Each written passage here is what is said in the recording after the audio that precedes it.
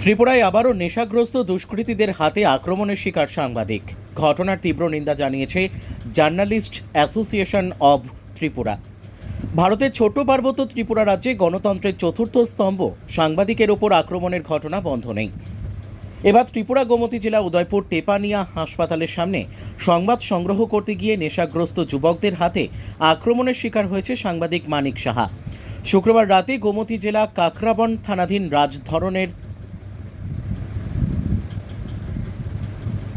রাজনগরে bike এবং auto গাড়ির মধ্যে সংঘর্ষের ঘটনায় দুজন আহত হয়েছিলেন। তখন আহতদের অ্যাম্বুলেন্সে করে উদয়পুর টেপানিয়া হাসপাতালে নিয়ে আসার জন্য অ্যাম্বুলেন্স গাড়িটি বিলম্ব করায় হাসপাতালের বাইরে কিছু নেশাগ্রস্ত যুবকরা অ্যাম্বুলেন্স গাড়িটিকে হাসপাতালের ভেতর প্রবেশ করতে বাধা দান করে। ঠিক সেই সময় সাংবাদিক মানিক সাহা ঘটনাস্থলে ছুটে ঘটনার ভিডিও ধারণ করতে গেলে সেসব নেশাগ্রস্ত দুষ্কৃতিকারীরা সাংবাদিক মানিক সাহার ওপর আক্রমণ চালায় এবং সাংবাদিককে ধাক্কা দিয়ে তার মোবাইল ফোনটি মাটিতে ফেলে দেয়।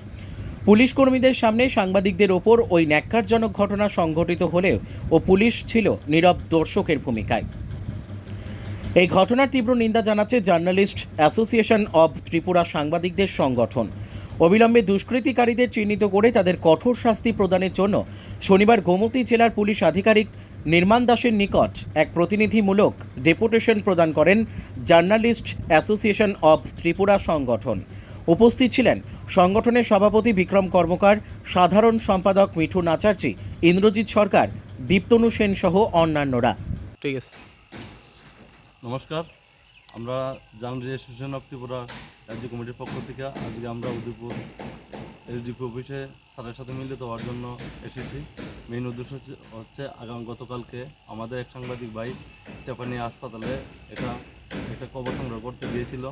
যাওয়ার ফলে এখানে কিছু দুষ্কৃতিকারী আমাদের এই সাংবাদিক ভাইয়ের উপরে আক্রমণ করে এবং এই আক্রমণের করার ফলে আমাদের সাংবাদিক ভাইয়ের যে মোবাইলটা নষ্ট হয়ে যায় এবং অল্প আহত হয়।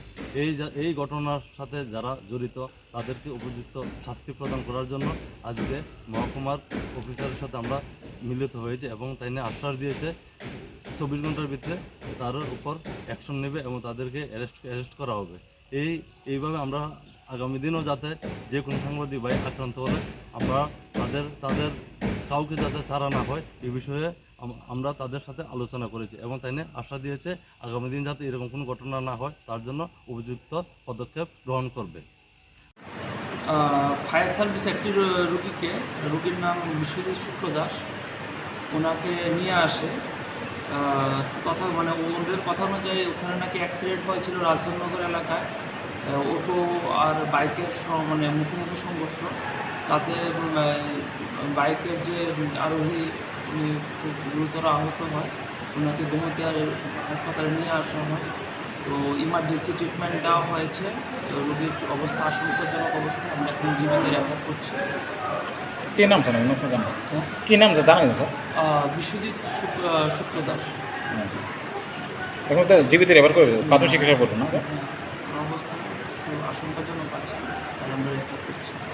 ত্রিপুরা থেকে বিক্রম কর্মকারের রিপোর্ট, ক্রাইম প্রেস বেঙ্গল। তোমার আমার সকলেরই একটাই পছন্দ, মাদার্স চয়েস। ঘরে সুগন্ধি ভাত, প্রতিদিনের রান্নায় নিখুঁত স্বাদ, চাই উন্নত মানের চাল।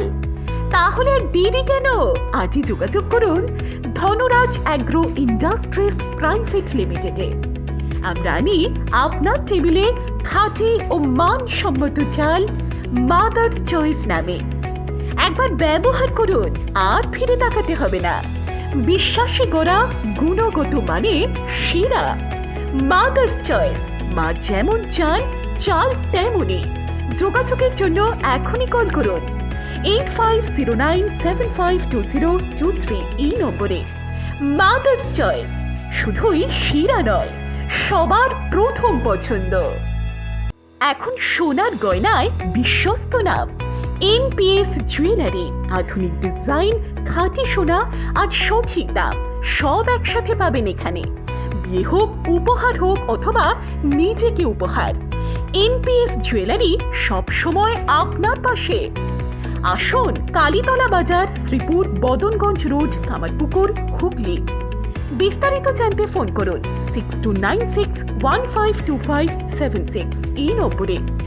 NPS জুয়েলারি, বিশ্বাসী আমাদের পরিচয়।